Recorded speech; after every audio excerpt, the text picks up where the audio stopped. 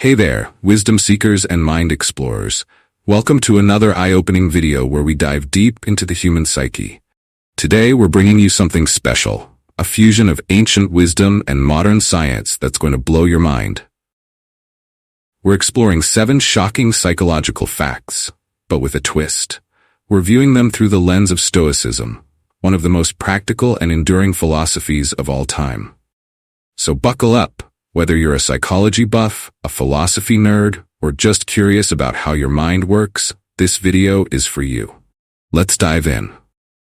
Fact 1, the negativity bias. Alright, let's kick things off with a psychological fact that might explain why you remember that one embarrassing thing you did in high school more vividly than your proudest achievements. It's called the negativity bias. Our brains are wired to pay more attention to and remember negative experiences more than positive ones. Evolutionary psychologists believe this helped our ancestors survive by staying alert to potential threats. But here's where it gets interesting. The Stoics, over 2,000 years ago, seemed to have an intuitive understanding of this concept. We suffer more often in imagination than in reality. Seneca, one of the great Stoic philosophers, recognized our tendency to dwell on negative thoughts. But instead of being controlled by this bias, Stoicism teaches us to acknowledge these thoughts without being ruled by them. The Stoic practice of negative visualization, imagining worst-case scenarios, isn't about wallowing in negativity. It's about reducing the power these thoughts have over us. By facing our fears head-on, we can prepare for difficulties and appreciate what we have. So, next time you find yourself fixating on something negative, remember, your brain is playing an evolutionary trick on you. Take a page from the Stoics' book and try to view the situation objectively. You might find that the thing you're worried about isn't as bad as your mind is making it out to be. Fact 2. The spotlight effect. Have you ever felt like all eyes are on you? Like everyone noticed that tiny stain on your shirt? Or that stumble as you walked into a room? Well, I've got news for you. They probably didn't. This is what psychologists call the spotlight effect. It's our tendency to overestimate how much other people notice about us. In reality, most people are too preoccupied with their own lives to pay that much attention to our minor slip-ups.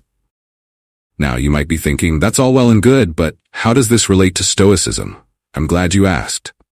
Marcus Aurelius, the philosopher-emperor, had some thoughts that align perfectly with this concept.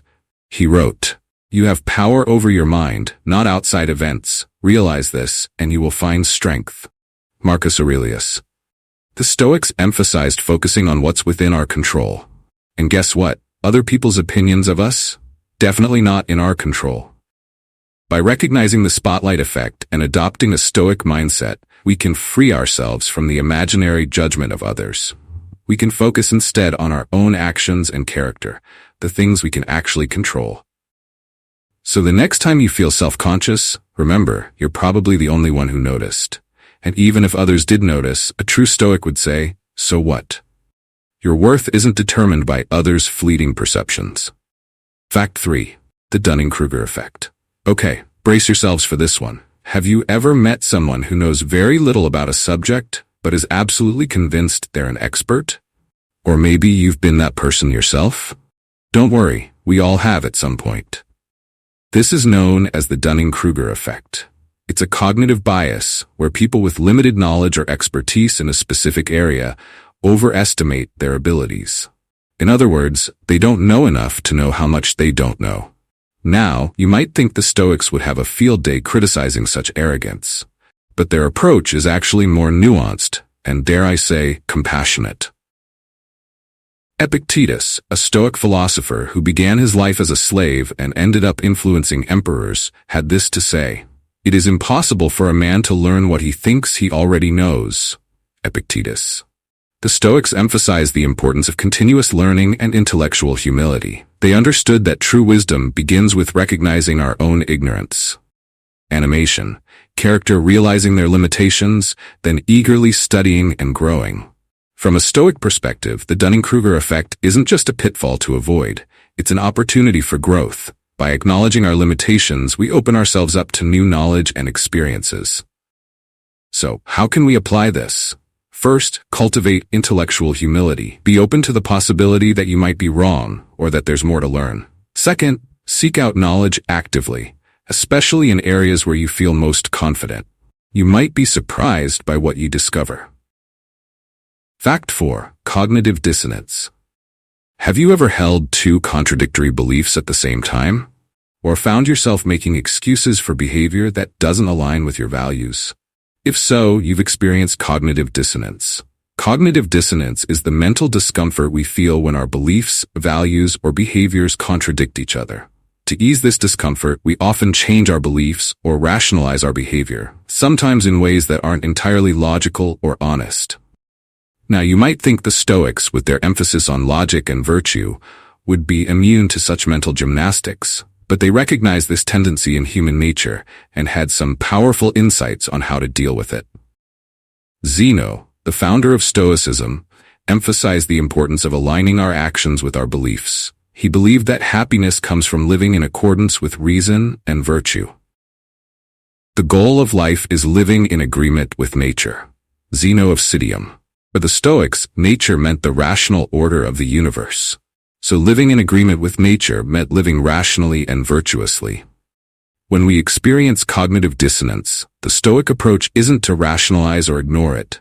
Instead, it's to face it head-on. We should examine our beliefs and actions and strive to align them with reason and virtue. So, next time you feel that uncomfortable twinge of cognitive dissonance, don't push it away. See it as an opportunity for self-reflection and growth. Ask yourself, which of my beliefs or actions need to change to create harmony? It's not always easy, but it's a path to greater integrity and peace of mind. Fact 5. The bystander effect. Picture this. You're in a crowded place and you see someone who needs help. You definitely step in to assist, right? Well, psychology says, maybe not. This is the bystander effect. It's a social phenomenon where individuals are less likely to offer help to a victim when other people are present. The more bystanders there are, the less likely it is that any one of them will help. Now, this might seem to go against everything Stoicism stands for. After all, isn't virtue and doing the right thing central to Stoic philosophy? Well, yes, but the Stoics also had a nuanced understanding of human nature and social dynamics. Marcus Aurelius, in his personal writings, touched on something very relevant to the bystander effect. What is not good for the beehive cannot be good for the bees. Marcus Aurelius. The Stoics emphasized our interconnectedness and our duty to society. They would likely view the bystander effect as a failure of individuals to recognize their role in the larger community. From a Stoic perspective, the antidote to the bystander effect is twofold. First, cultivate a sense of personal responsibility. Second, recognize that your actions can inspire others. So, how can we apply this in our lives? Be the one who steps up. When you see someone in need, don't look around to see if someone else will help. Take action. Not only will you be doing the right thing, but you might inspire others to do the same. Remember, in the Stoic view, we're all part of the same human community. What's good for the hive is good for the bee. Fact 6. The hedonic treadmill. Have you ever achieved something you've always wanted, only to find that the happiness it brought was short-lived? Welcome to the hedonic treadmill. The hedonic treadmill, also known as hedonic adaptation, is the observed tendency of humans to quickly return to a relatively stable level of happiness despite major positive or negative events or life changes. Now, you might think this concept would be disheartening to the Stoics. After all, if we always return to a baseline level of happiness, what's the point of striving for virtue and wisdom? But the Stoics were way ahead of us on this one. Seneca, known as much for his wealth as for his wisdom, had this to say: "It is not the man who has too little, but the man who craves more, that is pornica." The Stoics understood that true happiness doesn't come from external achievements or possessions. They advocated for focusing on internal goods, wisdom, justice, courage, and self-control. From a Stoic perspective, the hedonic treadmill isn't a problem to solve, but a reality to accept and work with. By focusing on cultivating virtue and wisdom rather than chasing fleeting pleasures, we can find a more stable and lasting form of happiness. So how can we apply this in our lives? First, practice gratitude for what you already have. Second, focus on personal growth and virtuous actions rather than external achievements. And finally, when you do achieve something, enjoy it fully, but don't expect it to permanently change your level of happiness. The joy is in the journey, not the destination. Fact 7. The fundamental attribution error. Our final psychological fact is a doozy, and it's one we're all guilty of at times. It's called the fundamental attribution error. The fundamental attribution error is our tendency to attribute other people's actions to their character, while attributing our own actions to our circumstances. For example, if someone cuts us off in traffic, we might think, "What a jerk." But if we cut someone off, we think, "Oh, I'm just in a hurry because I'm late for an important meeting." Now, you might think the Stoics, with their emphasis on personal responsibility, would be all about attributing actions to character, but their view was actually much more nuanced.